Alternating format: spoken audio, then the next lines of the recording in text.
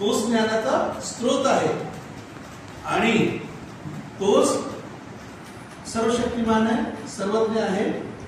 त्यांनीच माणसाला बोलणं शिकवलं आणि तोच उपास्य आहे. ठीक आहे. आता बघा, आपल्याला शिकण्यासाठी काय पाहिजे? बरोबर आहे. शिकण्यासाठी सर्वप्रथम हा पहिला नियम आहे, डीप ड्रायव्हिंग डिझायर. याला आपण जर नियमात घेऊ तर develop a deep driving desire. आता डीप ड्रायव्हिंग डिझायर म्हणजे काय? नक शिखांत इच्छा.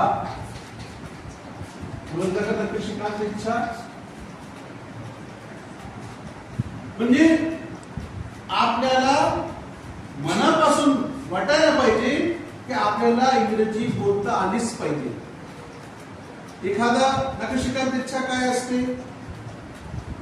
एखादा ड्रेस आपल्याला आवडलं तर आपल्याला तो ड्रेस हवाहवासा वाटतो. जोपर्यंत भेटत नाही तोपर्यंत आपण रेस्टलेस राहतो, बेचैन राहतो. बरोबर आहे. आता त्याच्याही पुढे आपण पलीकडे गेलो, आपले जे डीप ड्रायव्हिंग डिझायर त्याला आपण म्हणतो, हे आहे हंगर. हंगर म्हणजे भूक. भूक. ठीक आहे. हंगर शमवण्यासाठी काय पाहिजे आपल्याला? ठीक आहे. त्यानंतर आहे आपलं थर्स्ट. थर्स्ट म्हणजे तहान. थर्स्ट म्हणजे तहान. तहान शमवण्यासाठी काय पाहिजे आपल्याला? वॉटर. ठीक आहे. त्यानंतर जे आपल्याला जगण्यासाठी आवश्यक आहे ते काय आहे? स्लीप. बरोबर आहे. म्हणजे झोप. हे जर तीन आपल्याला नाही भेटले तर आपलं अस्तित्व धोक्यात येतं. समजलं? ठीक आहे. तर आता इथे जर आपण बघितलं तर याच्यापेक्षा जास्त महत्वाचं जो आपल्याला जगण्यासाठी ते आहे ऑक्सिजन. फूड शिवाय आपण काही दिवस जगू शकतो. पाण्याशिवाय सुद्धा काही 3-4 दिवस आपण जगू शकतो.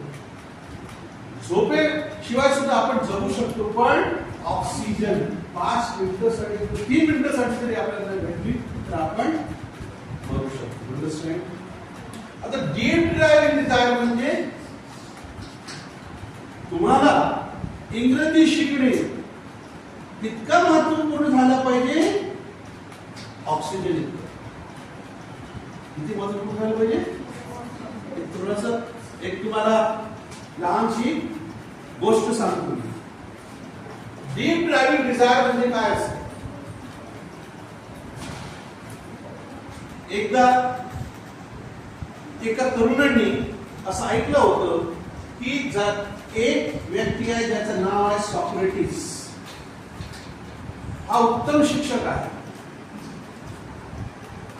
उत्तम मार्गदर्शक आहे आणि त्याच्या जवळ जो कोणी जातो तो सक्सेसफुल होतो. जो कोणी त्याच्याकडून शिक्षा घेतो तो सक्सेसफुल होतो. आता सॉक्रेटिस हा आगळा वेगळा शिक्षक होता. त्यांनी कधीच क्लासमध्ये उभं राहून शिकवलं नाही. तो प्राकृतिक पद्धतीने शिकवायचा मुलांना, म्हणजे क्वेश्चन आन्सरच्या नाकर्डी तरुणांना तो प्रश्न विचारायचा. मग त्यांना बाध्य करायचं की उत्तर द्या. ठीक आहे. आता एक तरुण त्याच्याही मनात त्याची इच्छा झाली तर मला सक्सेसफुल व्हायचं, मला यशस्वी व्हायचं, मला पुढे जायचं. मग तो तरुण सॉक्रेटिसकडे गेला. सॉक्रेटिसकडे गेला तर त्यांनी बघितलं की सॉक्रेटिस आपल्या बगीच्यामध्ये काम करत आहे. त्या तरुणांनी त्याला विश केलं. सॉक्रेटिसने त्याचं उत्तर दिलं पण आपल्या कामात लागलं, त्याच्याकडे पाहिलं पण नाही. दुसऱ्यांदा त्या तरुणांनी सांगितलं की सर मला तुमच्याकडून शिक्षा घ्यायची आहे आणि मला यशस्वी व्हायचं आहे. तरी पण सॉक्रेटिसनी काही त्याला उत्तर दिलं नाही, फक्त त्याच्याकडे असं पाहिलं आणि आपल्या कामात लागलं. काही वेळानंतर तो तरुण उत्तेजित झालं आणि त्यांनी परत विचारलं की सर, मी इतके लांबून आलोय, पायी प्रवास करून आलोय आणि मला शिकायचं आहे आणि तुम्ही काहीच उत्तर देत नाही, मला मार्गदर्शन करा. सॉक्रेटिस म्हणाला, हे बघ, हा जो वेळ आहे माझा, मी ह्या वेळेत नदीकडे फिरायला जातो, हे माझं दररोजचं नियम आहे. मी आता तिथे जात आहे त्या नदीकडे, जर तुला असं वाटलं तर माझ्यासोबत ये, आपण नंतर या विषयावर चर्चा करू.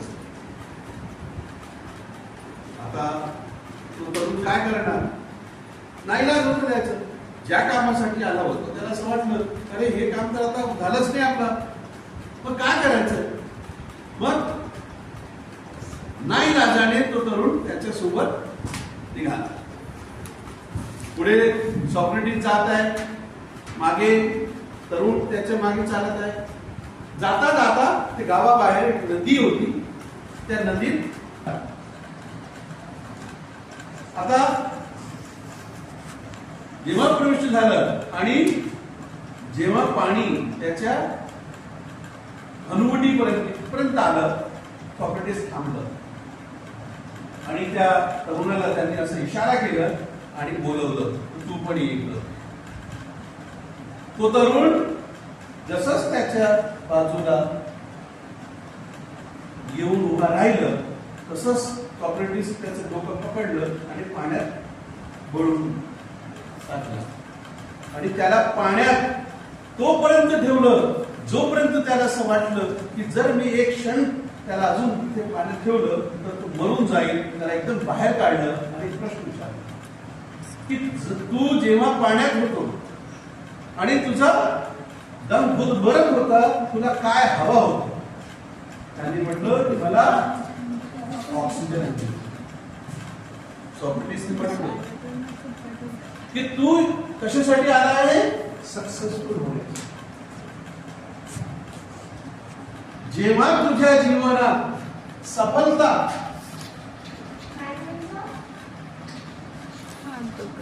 ऑक्सिजन इतकी महत्वपूर्ण होऊन जाईल, तेव्हा तू आपोआप सफल होणार. समजलं का? या नखशिखांची इच्छा. तर ही इच्छा तुम्ही जागृत करा इंग्रजी शिकण्यासाठी. आता इच्छा तुम्हाला सर्वांमध्ये असं कोणी आहे का नाही, मला काही इच्छाच नाही आहे ना, पण त्या इच्छेचा वापर आपण इतर ठिकाणी करतो, जिथे आपण आपल्याला काही फायदा नाही पाहतो. तसं काही फायदा आहे का नाही, पण आपण त्याचा गैरवापर करतो. जर त्याचा वापर आपण इंग्रजी बोलण्यासाठी केलं तर तुम्ही सक्सेसफुल व्हा. तर पहिला नियम काय आहे, इंग्रजी बोलणं शिकण्याचं, develop a deep driving desire, म्हणजे नखशिखांची इच्छा निर्मित करा आपल्या मनात. हा पहिला नियम. ठीक आहे. मी काय म्हटलं, मी तुम्हाला जे सांगणार आहे ते तुम्हाला सर्वांमध्ये आहे, असं यात काही नाहीये जे तुम्ही करू शकणार नाही.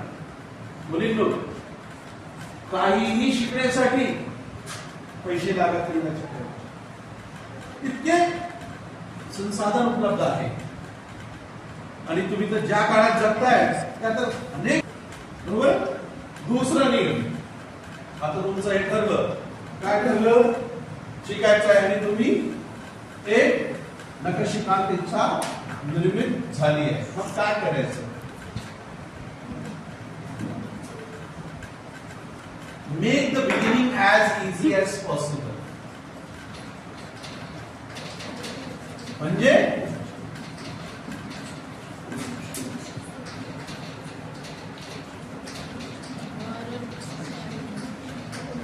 उसको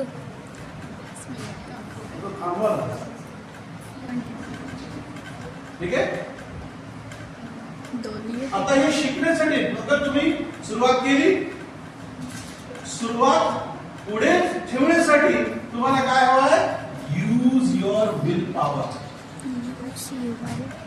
यूज युअर विल पॉवर म्हणजे इच्छा शक्तीचा उपयोग करा.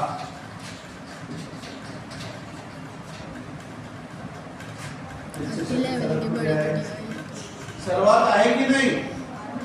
आहे ना. आपण त्याचा वापर फक्त काही विशेष क्षणामध्येच करतो, कधी कधीच करतो. जसं उपवास करायचा आहे तर आपण उपवास करतो, बरोबर आहे. इच्छाशक्तीचा वापर करतो नाही. या इच्छाशक्तीचा वापर करा, स्टॉप करू दे. जे तुम्ही शिकत आहात त्याला कंटिन्यू ठेवा, दररोज करत राहा. काही ना काही शिका, काही ना काही वाचा, काही बोला, काही ऐका. अंडरस्टँड? Keep it continue. म्हणजे सुरुवात केल्यानंतर त्याला कायम ठेवा, पुढे करत राहा. अंडरस्टँड? हे तुमच्या शक्तीमध्ये आहे, तुम्ही करू शकता. कंटिन्यू करण्यात काही प्रॉब्लेम आहे नाही. त्याला काय करायचं? सुरुवातीला फक्त 15-20 मिनिटं इंग्रजीचा अभ्यास करायचा. फक्त 15-20 मिनिटं इंग्लिश स्पीकिंगचं. अंडरस्टँड दिस? जास्त नाही. त्याच्यामुळे काय होईल की तुमची एक सवय निर्मित होईल. आणि सवय जी पॉवर आहे, use the power of the habit.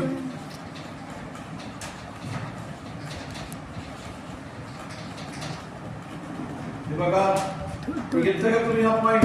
हे घ्या आता 5वा point. Use the power.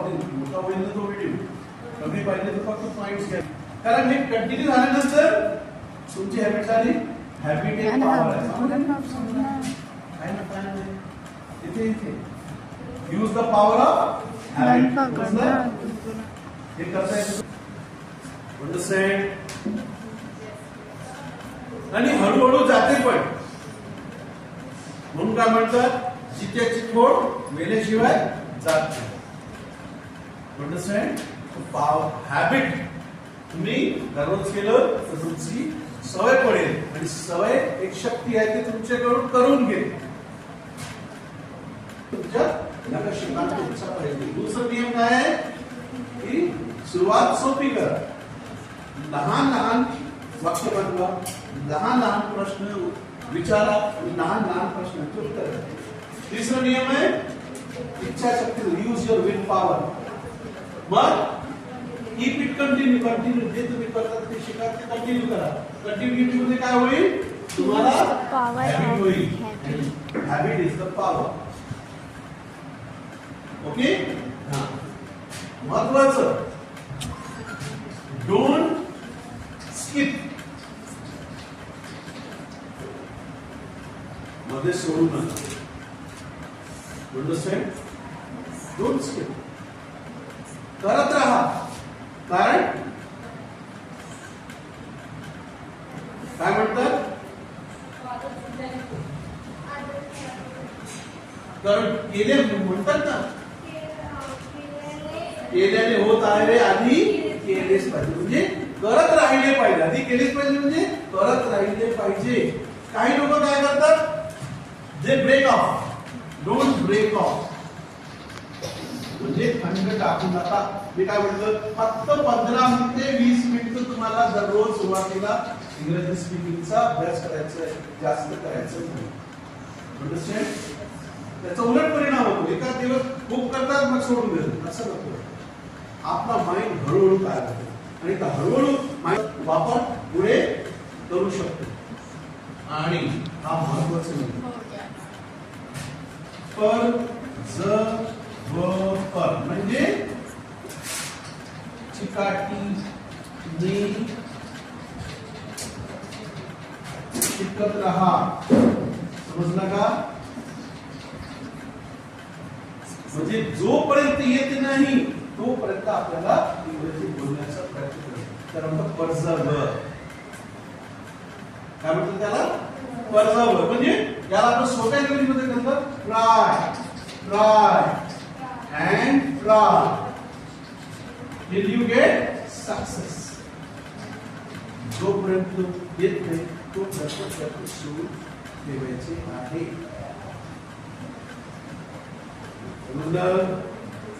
Hindi मध्ये तुम्ही ती कविता ऐकली असेल कोशिश करने वाले की हार नहीं होती. तूफा के डर से नौका पार नहीं होती. नन्ही चिकी 100 बार चढ़ती है फिर गिरती है.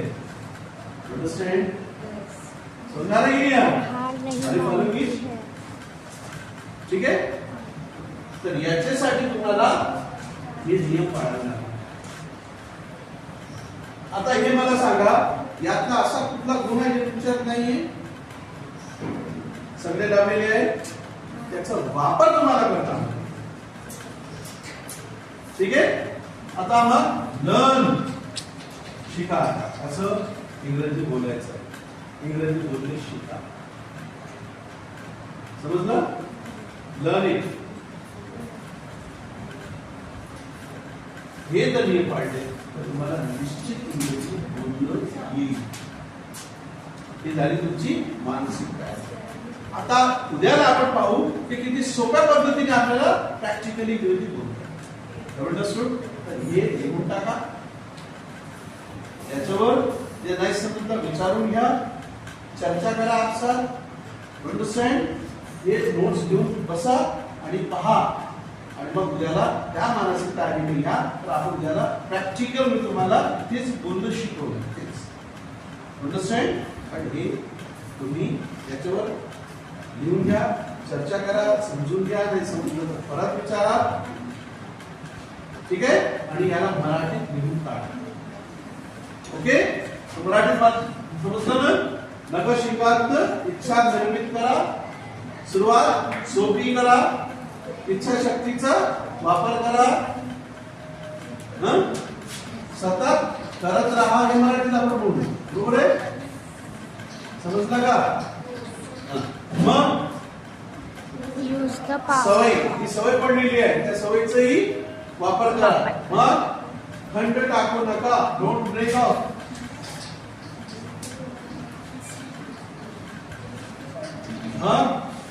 चिकाटीने शिकत राहा आणि शिका असं बोलायचं आहे. ठीक आहे. ओके. तर ही झाली तुमची आता भूमिका झाली.